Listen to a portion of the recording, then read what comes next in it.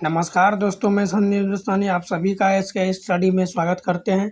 तो चलिए आज का प्रैक्टिस टेस्ट जो है 31 है, इससे पहले 30 तक बता दिए हैं जो सभी एग्जाम के लिए मोस्ट इम्पॉर्टेंट है। SSC, railway, UP police, MP police, Bihar police सभी के लिए। ठीक है, तो पूरा वीडियो देखिए और अच्छे तरीके से समझिए। देखिए क्वेश्चन नंबर देखिए 10 जो है, यदि दिल्ली को 4512 कोडित किया जाता है तो उसी प्रकार मुंबई को कोडित कीजिए। ठीक है, यानी देखिए दिल्ली जो लिखा है इसमें कोड क्या है, 45 है, 12 है, 89 है। ठीक है, ठीक उसी प्रकार मुंबई को क्या हम लिखेंगे। ठीक है, तो डी का प्लेस वैल्यू 4 होता है, ई का प्लेस वैल्यू 5 होता है और एल का प्लेस वैल्यू 12 और एच का प्लेस वैल्यू 8, आई का प्लेस वैल्यू 9। तो इसमें क्या है, ये जो है लेटर है और लेटर से अंक बनाया गया है, नंबर बनाया गया है। ठीक है, तो यहाँ पे जब भी इस प्रकार का सवाल पूछेगा तो आप लोग जो है सभी का क्या करना है, प्लेस वैल्यू एक बार चेक कर लेना। ठीक है, तो इसमें कोई मतलब अपोजिट करके नहीं लिखा है, डायरेक्ट लिखा है, सभी का प्लेस वैल्यू लिखा है। ठीक है, तो ठीक उसी प्रकार मुंबई का हम लोग लिखेंगे, एम का प्लेस वैल्यू 13, यू का प्लेस वैल्यू कितना होगा 21 और एम का प्लेस वैल्यू, तो यहाँ पे देखिए 13 21 से शुरू कौन कौन संख्या है, तो देखिए बी और सी नहीं है, तो ये दोनों गलत है। आगे चेक करते हैं, एम का प्लेस वैल्यू 13 और बी का प्लेस वैल्यू 2, ए का प्लेस वैल्यू 1, आई का प्लेस वैल्यू 9। तो देखिए किस ऑप्शन में, ऑप्शन डी आपका बिल्कुल सही जवाब है। ठीक है, तो ऐसा करते हैं मेरे प्यारे दोस्तों, ये क्वेश्चन आपको अच्छे तरीके से समझ में आ गया होगा। अगर इस क्वेश्चन में कोई भी डाउट है तो आप कमेंट कर सकते हैं, हम दोबारा आपको समझाने का प्रयास करेंगे। ठीक है, तो चलिए फिर नेक्स्ट क्वेश्चन की तरफ चलते हैं। ये क्वेश्चन भी मोस्ट इम्पॉर्टेंट है, वेन डायग्राम का क्वेश्चन है। चलिए, तो ये क्वेश्चन नंबर 11 जो है मोस्ट इम्पॉर्टेंट सवाल है और ये वेन डायग्राम का क्वेश्चन है। ठीक है, तो वेन डायग्राम का क्वेश्चन जो है 1 से 2 क्वेश्चन लगभग सभी एग्जाम में पूछा जाता है। ठीक है, कोई सा भी एग्जाम रहे, एसएससी रहे, एसएससी सीजीएल रहे या फिर एसएससी जीडी रहे या ग्रुप डी रहे, रेलवे रहे, यूपी पुलिस, बिहार पुलिस, किसी भी कम्पिटिटिव एग्जाम में जिसमें रीजनिंग का सवाल आता है उसमें एक क्वेश्चन अवश्य आएगा वेन डायग्राम चैप्टर से। ठीक है, तो आप लोग अच्छे तरीके से समझिए और बनाने का प्रयास कीजिए। सबसे पहले जो है इसका क्या करना है, क्वेश्चन क्या, निम्नलिखित वर्गों में से वेन आरेख ज्ञात कीजिए। सबसे पहले ये जो दिया है भारत, गुजरात, सूरत, ये सभी को आपको आपस में पढ़ के समझना पड़ेगा। ठीक है, तो ये इस प्रकार डायग्राम हो गया, मान के चलिए ये भारत हो गया, फिर ये सूरत हो गया। तो भारत से सूरत का क्या संबंध है और गुजरात से क्या संबंध है, तो आप लोग जानते हैं कि ये जो है गुजरात एक शहर है और सूरत भी शहर है जो भारत के अंतर्गत आता है। ठीक है, भारत के अंदर ही आता है। तो यहाँ पे आपको समझने की कोशिश करना है कि इसमें डायग्राम किस प्रकार बनेगा। तो यहाँ पे देखिए ये भारत हुआ, भारत के अंदर गुजरात आता है और उसके अंदर सूरत आता है। ठीक है, तो कुछ इस प्रकार डायग्राम बनेगा। Option A is the right answer. तो जब भी वेन आरेख का क्वेश्चन अगर एग्जाम में पूछ देगा तो आप आसानी से सॉल्व कर सकते हैं। ठीक है, तो चलिए क्वेश्चन नंबर 12 देखिए, ये भी मोस्ट इम्पॉर्टेंट क्वेश्चन है। ठीक है, तो निम्न आरेख का अध्ययन करें और बताइए कितने गुलाबी ना तो हरे है और ना ही पीले है। ठीक है, इसमें पूछा है कितना गुलाबी है जो नहीं हरा है और नहीं पीला है। तो यहाँ पे देखना पड़ेगा कितना गुलाबी, नहीं हरा है नहीं पीला है। तो यहाँ पे देखिए ये पिंक को हम लोग गुलाबी बोलते हैं। ठीक है, तो यहाँ पे देखिए ये जो है येल्लो है, येल्लो क्या होता है, ये हरा है। ठीक है, पीले है, येल्लो पीले होता है और ग्रीन हरा होता है। तो यहाँ पे पूछा गया है गुलाबी जो है ना तो हरे है और ना ही पीले है। तो यहाँ पे पिंक कलर देखिए, यहाँ पे हरे के अंदर भी नहीं होना चाहिए और ये जो है इसके अंदर भी, ग्रीन के अंदर भी नहीं होना चाहिए। तो ये जो है 10 जो है ये किसी के अंदर नहीं है। ठीक है, ना तो हरे के अंदर है और ना ही तो पीले के अंदर है, तो ये सिर्फ पिंक के अंदर है। ठीक है, तो यहाँ पे साफ साफ दिख रहा है डायग्राम से। तो ये 10 जो है आपका बिल्कुल सही जवाब है। ठीक है, तो ये क्वेश्चन भी मोस्ट इम्पॉर्टेंट है। ऐसे सब क्वेश्चन सभी एग्जाम में एक क्वेश्चन अवश्य पूछा जाता है, तो ऑप्शन सी आपका बिल्कुल सही जवाब है। तो उम्मीद करते हैं मेरे प्यारे दोस्तों क्वेश्चन समझ में आ गया होगा। चलिए क्वेश्चन नंबर 13 देखिए, निम्नलिखित पासे में संख्या 5 का विपरीत क्या होगा। ठीक है, तो यहाँ पे देखिए पासे का क्वेश्चन जो है आपको चैप्टर बाय चैप्टर हम क्लास कराए। अगर हमारे चैनल पे नहीं देखे हैं तो हमारे चैनल पे जाइए और अच्छे तरीके से देखिए, बिल्कुल बेसिक तरीके से बताए और समझिए। ठीक है, तो देखिए 5 का विपरीत पूछा है। 5 का विपरीत यानी 5 का उल्टा, अपोजिट, जिसको हम लोग बोलते हैं। ठीक है, तो यहाँ पे देखिए अगर 5 का अपोजिट हम लोग बनाएंगे तो कैसे बनाएंगे। पासा जो है एक ही है, 2 पासा नहीं है। ठीक है, तो जब भी एक पासा दिया रहे और बोलेगा ये पासे के अंदर जो संख्या उसका अपोजिट निकालने, तो आपको कैसे अपोजिट निकालना है, तो चलिए आपको बिल्कुल बेसिक तरीके बताएंगे अपोजिट निकालने का। ठीक है, तो आप लोग पूरा वीडियो देखिए और अच्छे तरीके से समझिए। तो यहाँ पे देखिए समझिए, देखिए पासा में क्या क्या है, 1 है, 4 है, 5 है। पासा क्या होता है, लूडो होता है।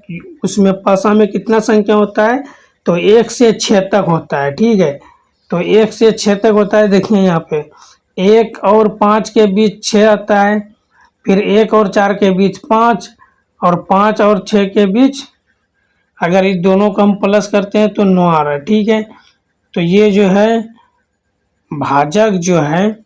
ठीक है, तो यहाँ पे देखिए सबसे पहले अगर 5 1 को जोड़ते हैं 6, और 4 1 5, और 5 4 9, तो इसमें देखना है 7 में हम 5 को माइनस करेंगे 2 आ जाएगा। तो डायरेक्ट ऑप्शन बी आपका बिल्कुल सही जवाब है। ठीक है, ज़्यादा इधर से उधर नहीं करना है। तो ये लॉजिक कैसे समझ में आएगा कि हम इसको माइनस किए, तो देखिए यहाँ पे लॉजिक यही है कि अगर सभी संख्या को हम जोड़ते हैं एक एक करके, तो यहाँ पे जो है संख्या प्राप्त हो रहा है 9 तक। ठीक है, तो उम्मीद करते हैं क्वेश्चन समझ में आ गया हो पासा का। अगर नहीं समझ में आया तो कमेंट कीजिए। ठीक है, क्वेश्चन नंबर 14 देखिए, यदि डी एफ का पुत्र है तथा एफ एच का पुत्र है तो डी का एच से क्या संबंध है। ये ब्लड रिलेशन का क्वेश्चन है और ये 100% पूछा जाता है। ठीक है, किसी भी एग्जाम में, अब रीजनिंग का किसी भी कोई सा भी एग्जाम रहे जिसमें सिलेबस रीजनिंग होना चाहिए, ब्लड रिलेशन का क्वेश्चन 1 से 2 क्वेश्चन अवश्य पूछा जाता है। ठीक है, तो चलिए यहाँ पे देखिए, यदि डी एफ का पुत्र है, ठीक है, तो एफ का पुत्र जो है कौन है, डी है। ठीक, तो यहाँ पे देखिए ये जो है एफ हम दे देते हैं, ये पीढ़ी दर पीढ़ी, जैसे मान के चलिए इसका दादा हो गया, परदादा हो गया, तो इसी प्रकार यानी पीढ़ी दर पीढ़ी आपको बताना है और समझना है। ठीक है, तो चलिए आपको बिल्कुल बेसिक तरीके से सिखाते हैं, तो आप लोग अच्छे तरीके से समझिए। यदि डी एफ का पुत्र है, क्या है, एफ का पुत्र, तो एफ ऊपर की ओर रहेगा। ठीक है, क्योंकि एफ का पुत्र कौन है, डी है, तो डी नीचे है, तो एफ का पुत्र है। ठीक है, तो ये जो है एफ का पुत्र कौन है, डी, डी पुरुष है, प्लस का साइन होगा। ठीक है, अभी दर्शाया नहीं गया एफ कौन है, महिला या पुरुष है। तो एच का पुत्र कौन है, एफ है। ठीक है, तो एच का पुत्र एफ है, क्यों, एफ जो है पुत्र है, कौन है, एफ पुत्र है, ये भी प्लस का साइन होगा, और एच जो है इससे एक पीढ़ी ऊपर होगा। ठीक है, ठीक उसी प्रकार पूछा गया है एच से क्या संबंध है डी का। ठीक, तो यहाँ पे देखिए एफ जो है एच से क्या संबंध है डी का, तो देखिए एच का पुत्र कौन है, एफ है, एफ का पुत्र कौन है, डी है, तो ये जो है एच का पुत्र है, ये इसका पुत्र है, तो ये एच से क्या संबंध हो जाएगा, तो एच इसका हो जाएगा दादा।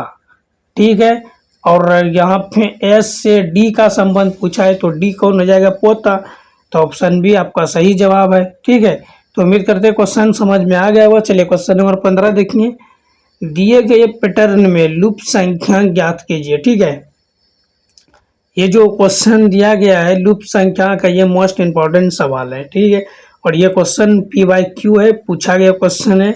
तो यहाँ पे लुप्त संख्या आपको दिखाई दे रहा है, इसी संख्या पे, इसी स्थान पे कौन सी संख्या आएगी तो आपको बताना है। ठीक है, चलिए तो देखते हैं, हम लोग चेक करते हैं किस प्रकार का ये लॉजिक इसमें लगेगा और कैसे यहाँ पे देखिए यहाँ पे प्रश्नवाचक है, इसके स्थान पे यहाँ के 13 है, फिर 10 है, 7 है। तो ये संख्या कैसे आया आपको हम प्लस करके दिखाते हैं या माइनस करके, कुछ भी करके हम चेक करते हैं, ठीक है। तो सबसे पहले देखिए 127 है, तो 127 में कितना अंक है, 3 है, 1 है, 2 है, 7 है। अगर इस तीनों को हम प्लस करते हैं तो 10 प्राप्त आ रहा है, ठीक है। तो ठीक उसी प्रकार तो यहाँ तक आपको समझ में आ गया है। अगर समझ में नहीं आया तो आप कमेंट कर सकते हैं, ठीक। तो ये तीन संख्या तीनों को हम प्लस करेंगे 10 प्राप्त हो जाएगा, ठीक। उसी प्रकार यहाँ पे 328 है, तो 328 में 3 अंक है, 3 है, 2 है, 8 है।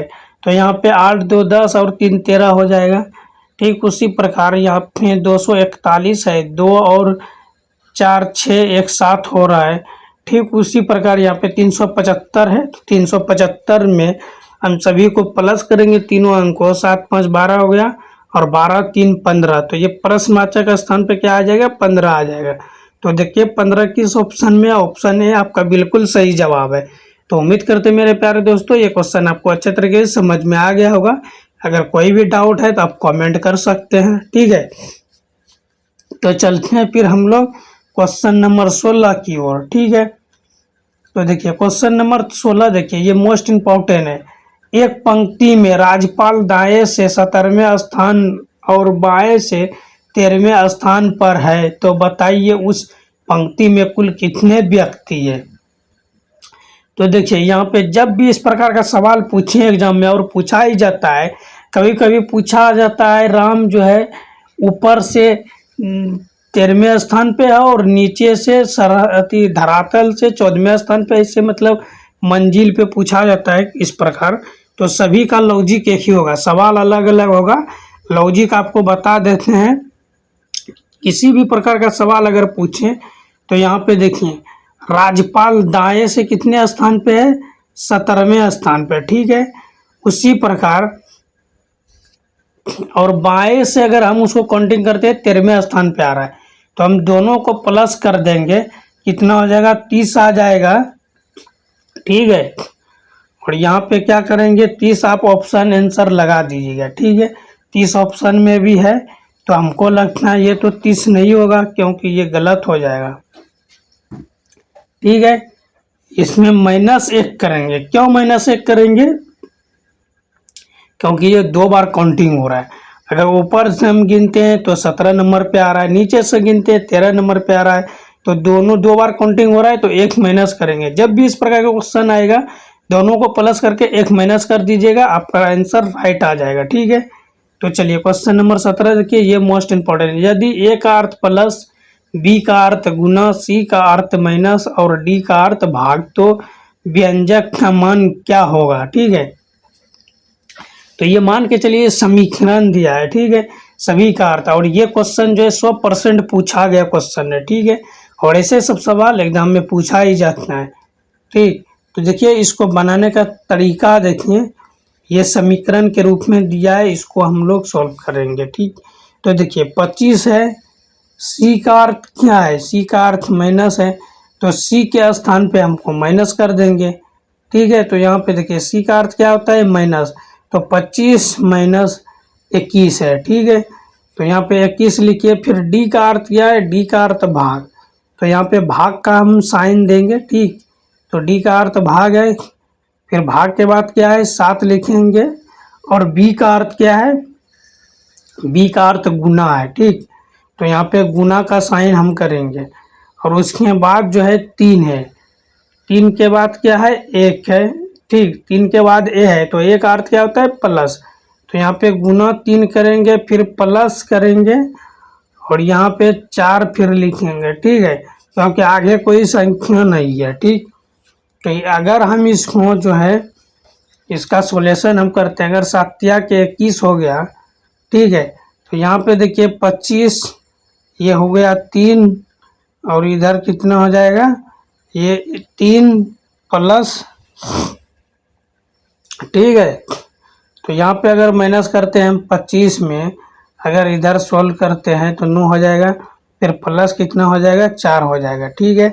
तो अगर यहाँ पे देखिए अगर यहाँ पे 25 और 4 को हम प्लस करते हैं 29, और 29 में 9 को हम माइनस करेंगे तो कितना आ जाएगा, 20 आ जाएगा। ठीक है, या फिर ऐसे 25 में 9 को माइनस कीजिए और 4 को प्लस कर दीजिए तो ये 20 आ जाएगा। ठीक है, तो 20 आपका बिल्कुल सही जवाब है। ठीक है, तो देखिए 20 किस ऑप्शन में आपको दिखाई दे रहा है, तो ऑप्शन सी आपका बिल्कुल सही जवाब है।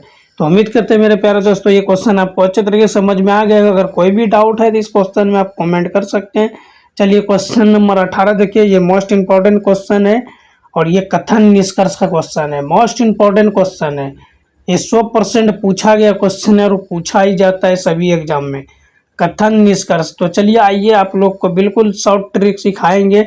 किसी भी एग्जाम में कितना भी हार्ड कथन निष्कर्ष का क्वेश्चन पूछे आप उसको सेकेंडों में सॉल्व कर सकते हैं। तो उसका तरीका है डायग्राम से सॉल्व करने का। ठीक है, तो सबसे पहले आप समझने की कोशिश कीजिए। पहले कथन निष्कर्ष का जो क्वेश्चन होता है वो पढ़ के पहले समझने की कोशिश कीजिएगा, उसके बाद सॉल्व कीजिएगा। ठीक है, देखिए कथन में क्या कर रहा है, सभी कंप्यूटर मशीन है। ठीक है, तो सभी कंप्यूटर, ये कंप्यूटर है और ये सभी कंप्यूटर क्या है, मशीन है। ठीक है, तो यहाँ पे देखिए ये कंप्यूटर हो गया और इसके अंदर जितना भी कंप्यूटर है सभी क्या है, मशीन है। ठीक, तो यहाँ तक समझ में आ गया। फिर क्या पूछा है, कुछ कंप्यूटर रोबोट है। ठीक, तो कंप्यूटर का कुछ हिस्सा क्या है, रोबोट है। ये जो कंप्यूटर है इसका हिस्सा क्या है, रोबोट है। ठीक, तो डायग्राम इस प्रकार बनेगा। अब निष्कर्ष समझिए, तो देखिए निष्कर्ष क्या है, सभी रोबोट कंप्यूटर है, नहीं है, क्योंकि यहाँ पे जो है कुछ रोबोट कंप्यूटर है, कुछ रोबोट मशीन है। ठीक है, तो यहाँ पे सभी रोबोट कंप्यूटर के अंदर नहीं है, तो ये कथन गलत होगा। एक कथन जो है गलत है। दूसरा कथन क्या है, कुछ मशीन रोबोट है। हाँ, तो कुछ मशीन का हिस्सा जो है रोबोट के अंदर है, तो ये कथन आपका सही हो सकता है। ठीक है, तो चलिए यहाँ पे देखिए ये कथन जो है आपका बिल्कुल सही है, क्योंकि यहाँ पे कुछ पूछा तो कुछ का हिस्सा रोबोट में है। तो निष्कर्ष यहाँ पे केवल एक निष्कर्ष, देखिए केवल निष्कर्ष 2 अनुसरण करता है। ठीक है, तो ऑप्शन बी आपका बिल्कुल सही जवाब। तो उम्मीद करते हैं क्वेश्चन समझ में आ गया। चलिए क्वेश्चन नंबर 19 देखिए, एक आदमी अपने घर से 10 किलोमीटर उत्तर दिशा में गया और बाएं मुड़कर 15 किलोमीटर जाता है, फिर वह दाएं मुड़कर 10 किलोमीटर चलता है, तो घर से इतनी दूरी है। ठीक, तो यहाँ पे देखिए ये डायग्राम, ये जो दिशा का क्वेश्चन है, ऊपर हो गया पूर्व उत्तर, नीचे दक्षिण, बाएं पूरब, और इधर हो गया दाएं पश्चिम। ठीक है, उत्तर दक्षिण पूरब पश्चिम। ठीक, तो यहाँ पे देखिए अच्छे तरीके से डायग्राम से समझिए। एक आदमी अपने घर से उत्तर की ओर, ठीक, तो उत्तर कहाँ पे है, ऊपर की ओर है। ठीक, तो उत्तर की ओर जो है वो 10 किलोमीटर चल रहा है। उत्तर की ओर क्या चल रहा है, 10 किलोमीटर चल रहा है। तो यहाँ पे डायग्राम आपको समझा दिया। आप देखिए क्वेश्चन समझते हैं। तो यहाँ पे देखिए एक आदमी अपने उत्तर की ओर ये डायग्राम बना के रहने देते हैं और इधर समझाते हैं आपको अच्छे तरीके से। तो उत्तर की दिशा गया 10 किलोमीटर, मान के चलिए मेन पॉइंट हुआ। ठीक है, ठीक, और ये आदमी रहा, ये घर है, ये अपने घर से 10 किलोमीटर चला किस दिशा में, तो उत्तर की दिशा में। ठीक, फिर वो जो है दाएं मुड़कर 15 किलोमीटर चलता है। ठीक है, तो दाएं मुड़ेगा तो इधर किधर जाएगा, पश्चिम की ओर। दाएं मुड़कर 15 किलोमीटर चलता है, फिर और दाएं मुड़ता है और 10 किलोमीटर चलता है। ठीक है, अगर ये दाएं मुड़ेगा इस जगह से तो ये नीचे की ओर जाएगा। ठीक है, तो फिर ये 10 किलोमीटर चल रहा है ना, तो ये 10 किलोमीटर चलता है, तो ये और ये दोनों बराबर हो गया, 10 किलोमीटर चल रहा है। अब पूछा गया है तो घर से कितनी दूरी, तो यहाँ पे देखिए ये जो इसका घर है और ये जो यहाँ तक रुका है, अगर ये ऊपर 15 है और ये अगर ऊपर देखिए ये 15, अगर ये 10 है तो ये भी 10, तो ऊपर में देखिए ये 15 किलोमीटर है तो नीचे भी 15 किलोमीटर होगा। ये आपको समझिए अच्छे तरीके से, ठीक है। तो घर से इसका जो मेन पॉइंट है वो कितना दूरी है जहाँ तक रुका है ये, तो 15 किलोमीटर। तो ऑप्शन ए आपका राइट आंसर है। तो उम्मीद करते हैं ये दिशा का क्वेश्चन आपको समझ में आ गया होगा। चलिए क्वेश्चन नंबर 20 देखिए, और ये मोस्ट इम्पोर्टेंट है। निम्न आकृति में कितने त्रिभुज है?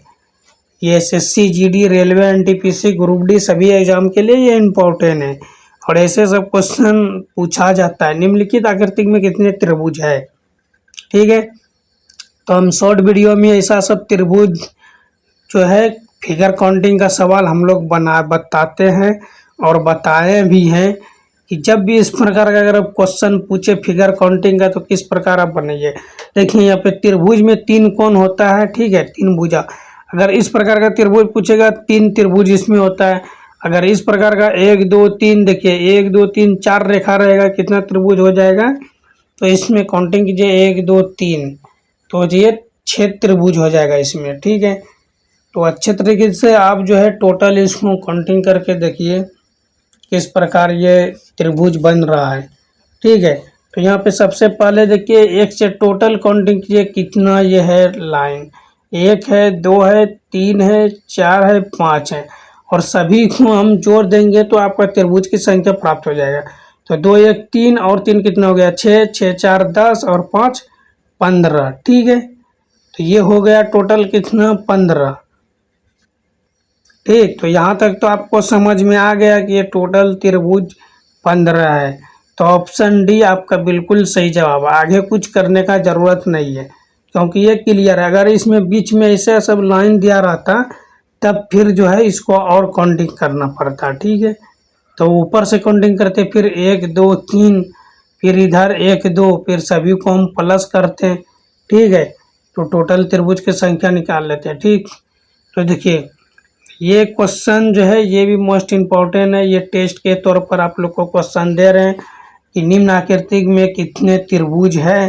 तो इस क्वेश्चन का जवाब आप लोग कमेंट में अवश्य दीजिए, और कितना सही हुआ कितना गलत हुआ आप लोग अवश्य कमेंट कीजिए, और वीडियो रोक कर बनाने का भी प्रयास आप लोग करते रहिए सभी प्रैक्टिस सेट में, ताकि आपका बेसिक मजबूत हो, ठीक है।